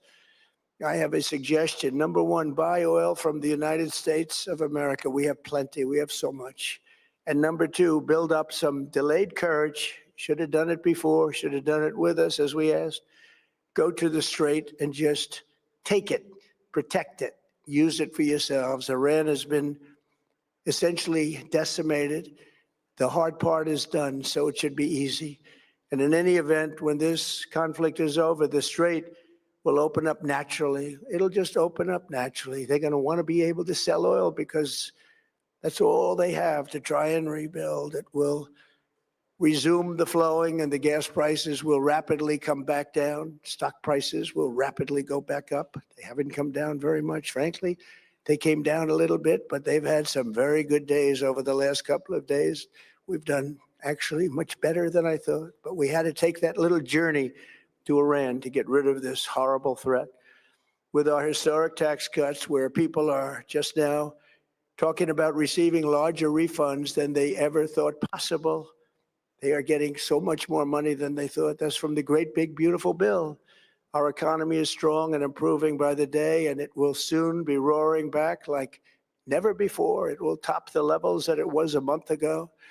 I've made clear from the beginning of Operation Epic Fury that we will continue until our objectives are fully achieved.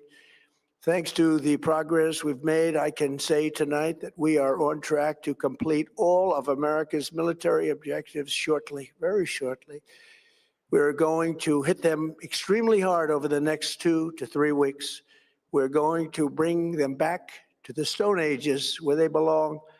In the meantime, discussions are ongoing. Regime change was not our goal. We never said regime change, but regime change has occurred because of all of their original leaders' death. They're all dead. The new group is less radical and much more reasonable. Yet if during this period of time no deal is made, we have our eyes on key targets. If there is no deal, we are going to hit each and every one of their electric generating plants very hard and probably simultaneously. We have not hit their oil, even though that's the easiest target of all, because it would not give them even a small chance of survival or rebuilding. But we could hit it and it would be gone, and there's not a thing they could do about it. They have no anti-aircraft equipment. Their radar is 100% annihilated. We are unstoppable as a military force.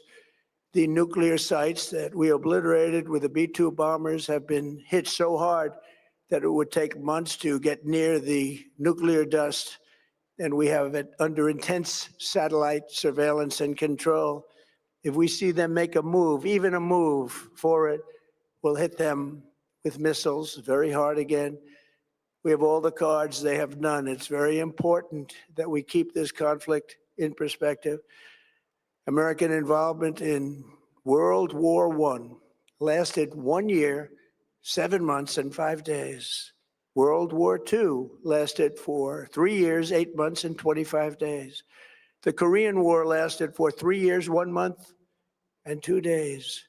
The Vietnam War lasted for 19 years, 5 months, and 29 days. Iraq went on for 8 years, 8 months, and 28 days. We are in this military operation, so powerful, so brilliant, against one of the most powerful countries for 32 days.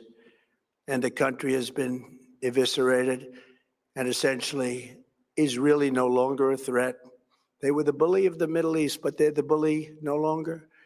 This is a true investment in your children and your grandchildren's future. The whole world is watching, and they can't leave the power, strength, and brilliance. They just can't believe what they're seeing. They leave it to your imagination, but they can't believe what they're seeing, the brilliance of the United States military. Tonight, every American can look forward to a day when we are finally free from the wickedness of Iranian aggression and the specter of nuclear blackmail.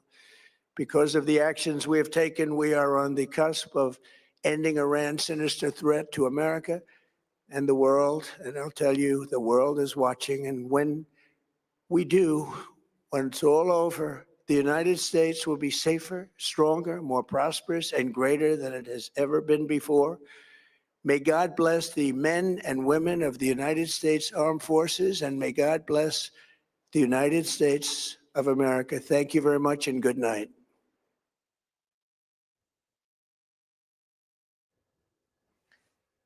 And the president's speech went for about 19 minutes. We have all the cards, they have none, he said, in referring to Iran.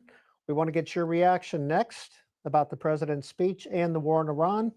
202 is the area code for all of our numbers. 748-8920 if you are a Republican, 748-8921 if you are a Democrat, and if you are neither of the above, 202-748-8922.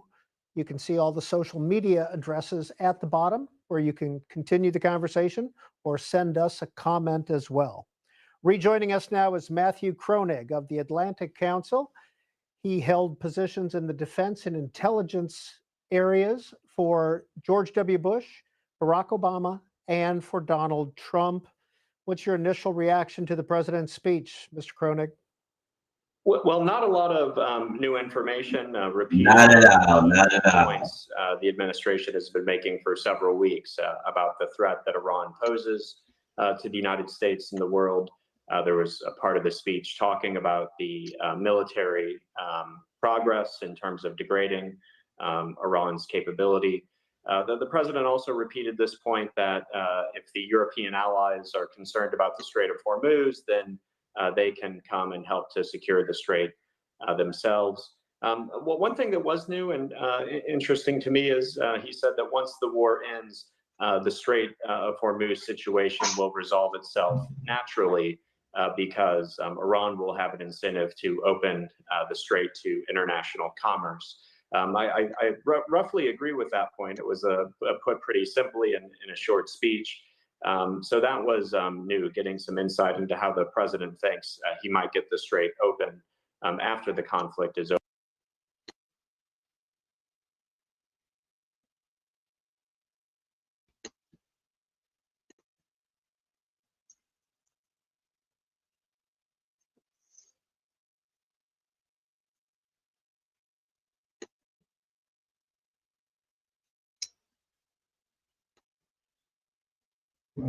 You can do that.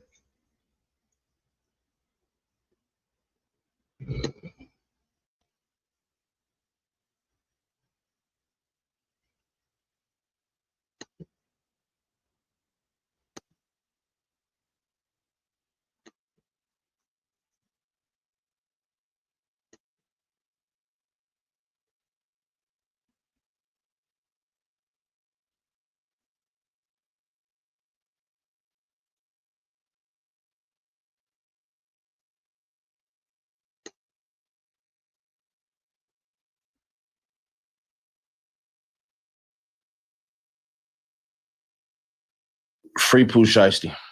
It is 7:33. We have breaking news. Fox 13 live in Cordova, where federal agents have been searching a house. Property records show it belongs to the family of Memphis rapper Pooh Shiesty. Fox 13's Jeremy Pierre is joining us live out there. We understand that people were awakened by flashbangs earlier this morning. Yeah, and they heard the FBI and TBI screaming, basically going into the house saying that this is the FBI. And you can see right behind me, those FBI agents still on the scene, not only FBI, but TBI as well. Now, check this out. We've been out here for a little while now, and we have seen these agents tagging the vehicles. It's about 4 vehicles, 1 inside of the garage and 3 others in the driveway here. They at one point, they had all of the trunks of these vehicles open.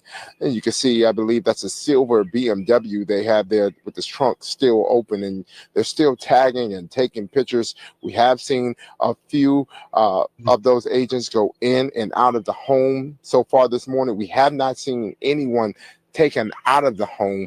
Of course, that's something we're working to gather information on as to if anyone has been taken into custody. But again, we do know that the Shelby County Assessor's Office, according to their website, they list this home being owned by Lontrell Williams. Now, get this, Lontrell Williams is also Pooh Shiesty's name. So his father's name is Lontrell Williams Sr., and his name, Pooh Shiesty's name, Lontrell Williams Jr. We do know that the rapper Pooh Shiesty, Lontrell Williams Jr., is in a halfway house at this point in time after his release from federal prison. Now, again, we've been monitoring this situation for quite some time, seeing those FBI and TBI agents going in and out of the home. Again, the most action we've seen so far this morning is that they have been looking into these vehicles. The 4 vehicles, 1 in the garage and the 3 in the driveway there. You can see one of those agents actually looking. I believe that's a Wrangler, a gray Wrangler, just down the way from here. Now, of course, we are working our sources to gather more information as to what all is playing into this investigation, this raid that's taking place at this Cordova home. Of course, stay with us all throughout Good Morning Memphis. We're going to continue to stay on top of this story for you. All right, big news there. Jeremy Pierre live at the scene. We'll check back in with you in about a half hour, JP. Meanwhile, it's Wednesday. You already know, man. Free cash is setting nays. Hey, bro, all you got to do, hit that QR code and tap that link in the description. Get paid to play today. Yeah, that's all you got to do, man. Just hit that QR code and tap that link in the description. Number 2 in the Apple Store, number 3 in the Google Play. And y'all know what we do. We keep it real with you. Read the reviews before you even download it. Once you download, we're going to put $5 in your account. You're going to get paid to play games. So watch this video, play some games and get paid. This is going to be your second stream income. Earn up to $500 a month. I got y'all. Free cash, Seti Nash. No better name in the game. Let's get on some content. Pooh Shiesty been sitting in jail for the last 3 days, bro. And his girl. They was snatched his girl. Big 30 is on the run. Feds got it out for him right now. The house they hit, yeah, technically that's his house, but they just took his daddy down. And he had hella shit in there. The day and age of street bloggers and all of this shit and everything, it muddies the line. There are certain things I can and can't do. I had the whole internet mad at me for not placing this nigga there. Yeah. Why would I? Yeah. You right. You right there. You right, guys. You still a whole nigga, but you right. Situation is the reason why this shit just happened. So let me walk y'all through Dallas a couple of months ago, right? Gucci Mane, his security, who happens to be an off-duty police officer. You keep an off-duty police officer as your goddamn security because retired cops, they literally can go through any state with firearm. Only cops can do this. So when y'all hear stupid people say stupid shit, I remember academics, and this ain't a diss towards academics. He was just popping it. He didn't mean nothing by this. But when y'all hear somebody like academics say, oh, I go through these states with my firearms. No, you don't. There's a word that exists. It's called reciprocity. So that's why you hire off-duty police officers. The caveat to that is that when you hire a police officer, off-duty, retired or not, they have a duty to report. It's going to be revealed that Gucci Chef was there, videographer was there, Lil Homie was there.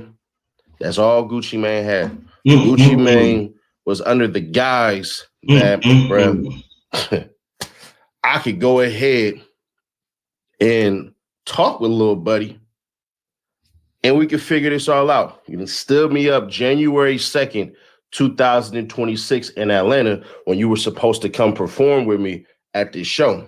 That never happened. Gucci is a good-hearted dude. Just is what it is. But Gucci let his heart get in the way of his mind. Gucci ain't read the tea leaves before it even revealed itself. Gucci's not knowing Big Scar family is Pooh Shiesty. The way you handled that jewelry situation was lame as hell. You see the 1017 chains as your brand. They see the 1017 chains, meaning the family, as a memorabilia piece of him, an extension of him. It's like saying, mama, we made it. Here's the chains to prove it. And you want to take that away from them. You was flat out dead ass wrong. Yeah, I said it. Gucci Mane was wrong for wanting the jewelry back. You don't know what that chain meant to not only Big Scar, but the family. And that's why Gucci Mane is wrong. It's like a label giving you a customized car that put the label logo on there, and God forbid something happens to you and your family got that car and that's all they had to remember you is a damn car that shows, damn, you were headed towards the pinnacle of success and this was one of the steps that you had. So that's why the family reacted like that. And Gucci, you too far removed from the streets to not even know that. So that was some suck ass shit right there. I don't care how nobody take that. Disagree if you want. Back to the point at hand. Gucci goes in the studio. This is all on camera. I thought I got rid of the shit. I apparently didn't. So there's that. I tried. I fucking tried, bro. I tried. Did my damnedest. All you bloggers, y'all bloggers, y'all not. I'm really in these streets, bro.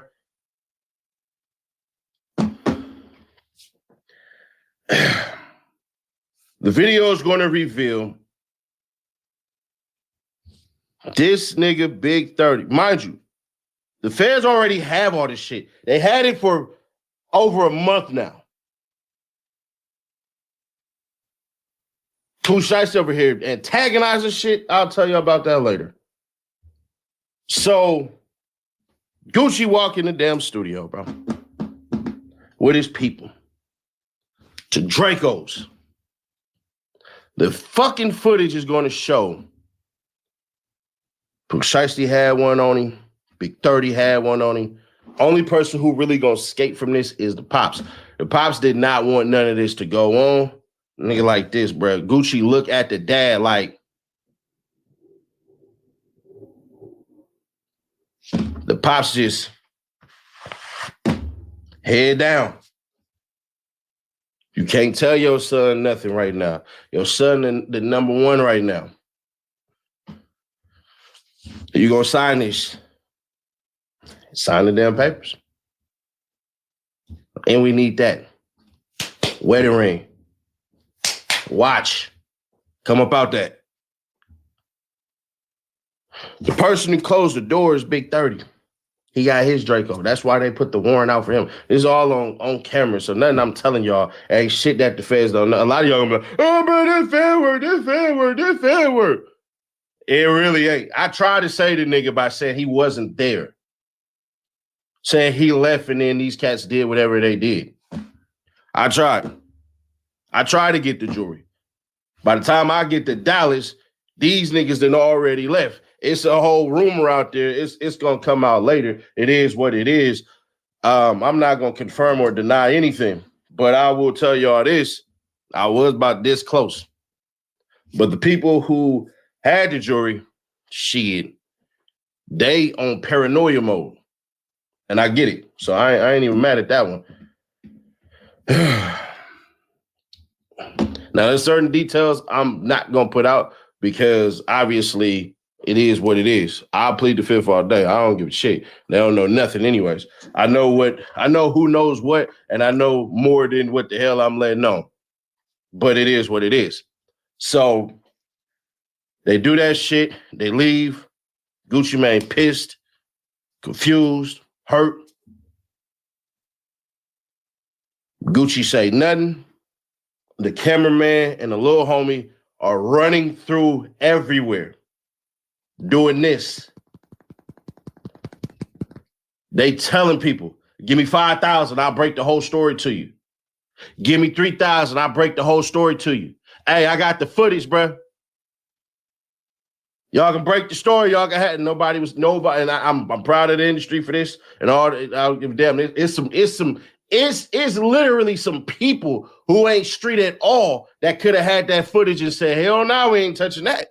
So behind the scenes, they've been trying to give this damn footage up. Footage is supposed to be destroyed. But it don't matter. The cop goes to either South Fulton or Fulton County and reports. Here's what happened. We got robbed, this, and that. He makes his statements. Statements goes. He talks to U.S. Marshals. The U.S. Marshals are listening. He's talking to district attorneys and feds in Texas in particular. He's telling them the story. He's giving them the place, location, all of this shit. So they do their investigations and all this shit, and they go pull the evidence. They move slow as molasses. Pooh Shiesty over here dropping music and dissing the shit out of people while not listening to people. Like, bruh, hell nah. Gucci Mane been chilling. That nigga Pooh Shiesty crazy, bro.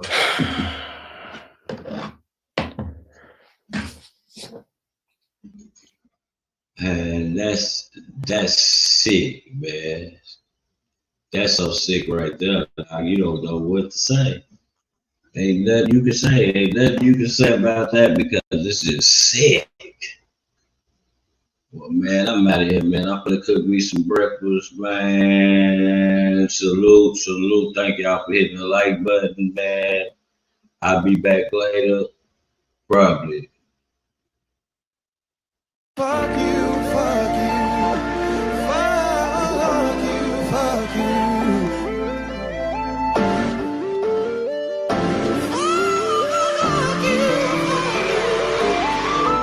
Fuck you, fuck you, fuck you, fuck you. Hey. Yo.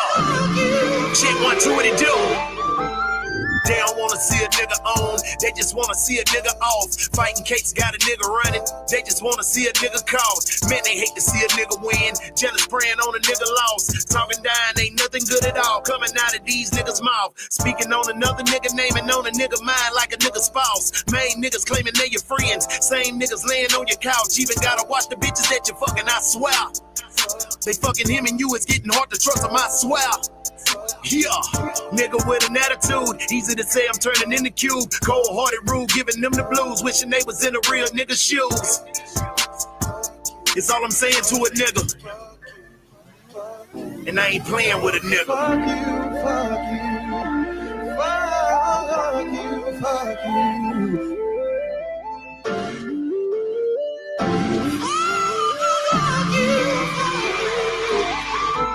Fuck you, fuck you, fuck you, fuck you.